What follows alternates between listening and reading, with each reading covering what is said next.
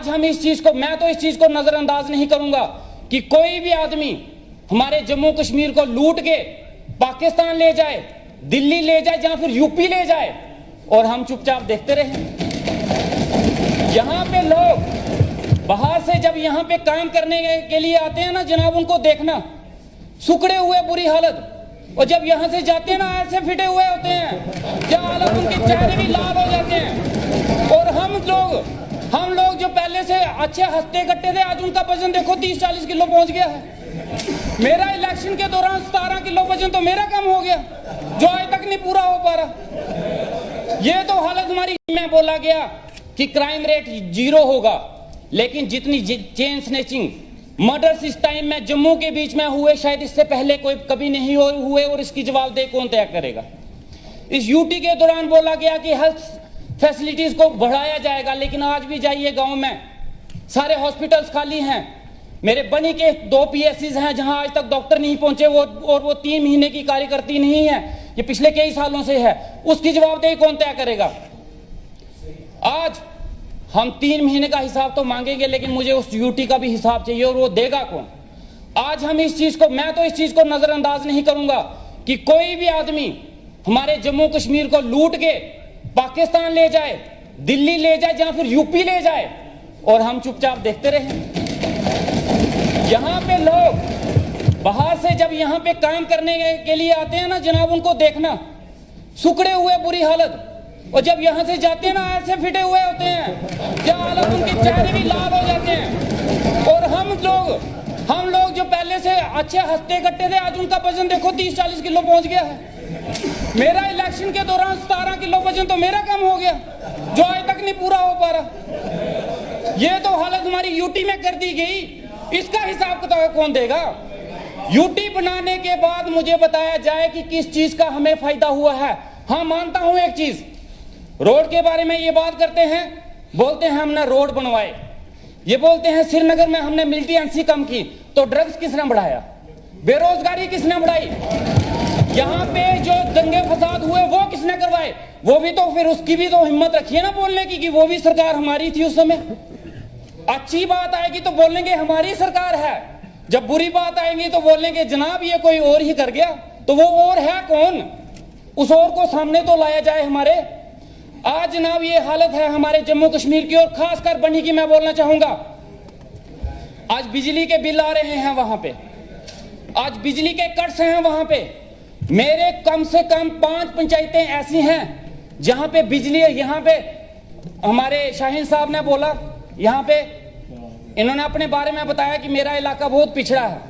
इनकी बात सुन के मुझे एक गाना याद आ गया, दुनिया में कितने गम हैं, इनका गम देखा तो मैं अपना गम भूल गया।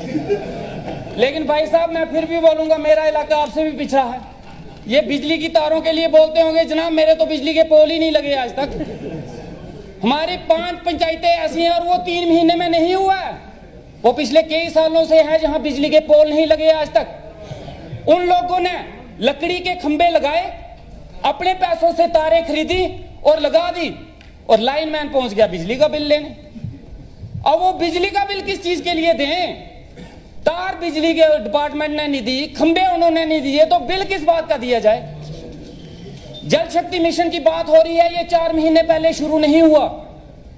जिसने शुरू किया, जिस टाइम पे शुरू हुआ, जवाबदेही उनकी होनी चाहिए। ये प्लान्स जब बने, जिन्होंने बनाई, जवाबदेही उनकी होनी चाहिए। इस यूटी के दौरान में एडमिनिस्ट्रेशन ने जिस हिसाब से काम किया है जम्मू कश्मीर में, जनाब मैं हाथ जोड़ता हूं, ये दिन दोबारा मत दिखाइए। इस दौरान हमारी बात तो छोड़ो जनाब, हम आम लोगों की बात तो छोड़ो, प्रधानमंत्री साहब की भी बात नहीं मानी गई, बिल्कुल नहीं मानी गई। हमारे एलजी साहब की भी नहीं सुनी गई। हमारे वहां इसका जवाब है, सवाल है, लेकिन मैं फिर से अभी बोल देता हूं। हमारे वहां एक लड़की ने गुहार की, छोटी सी बच्ची 5वीं में पढ़ने वाली, एक स्कूल की डिमांड कर बैठी और प्रधानमंत्री साहब के पास पहुंच गई। और मन की बात एक प्रोग्राम आता है। पहले मैं कंफ्यूज था कि वो मन की बात है किसकी, किसके मन की है, हमारी है या प्रधानमंत्री साहब की है।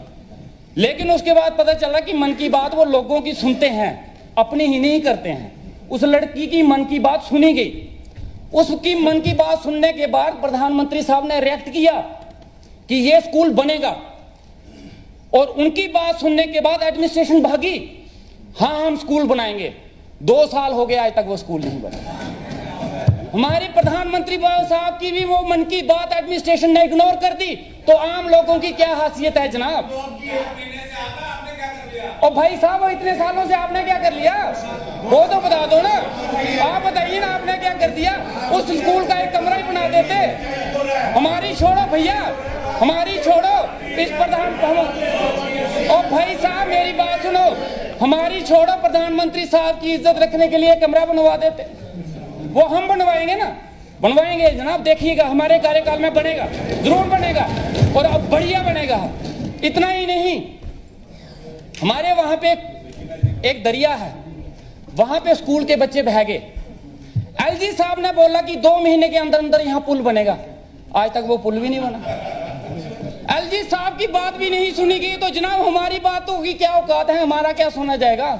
हमारा ये हाल था कि एनआरएचएम में रह के हमने डिमांड की थी, एक बार 3-4 महीने के लिए टर्मिनेट कर दिए गए थे। उस टर्मिनेशन की सैलरी भी नहीं मिली है। मैडम अगर हो सके तो प्लीज सैलरी रिलीज कर दीजिए, बहुत मेहरबानी होगी। अगर आपकी सैलरी रिलीज हो जाए हमारी तो प्लीज देखिएगा उसके बारे में। ये हालत हुई है। इस दौरान में जिसने बोलने की कोशिश की गई उसकी डिमांड तो पूरी नहीं हुई है, लेकिन उसके ऊपर लाठीचार्ज जरूर हुआ है, अच्छा खासा लाठीचार्ज हुआ है। उसको बोलने का कोई हक नहीं था, कोई बोल नहीं सकता था। इस यूटी से हम ही परेशान नहीं है, परेशान ये भी हैं, लेकिन मजबूरी है, नहीं बोल सकते।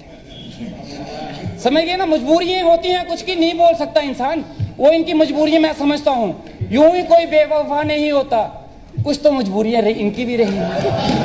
तो चलो कोई बात नहीं, लेकिन मैं चाहता हूं कि स्टेट बने।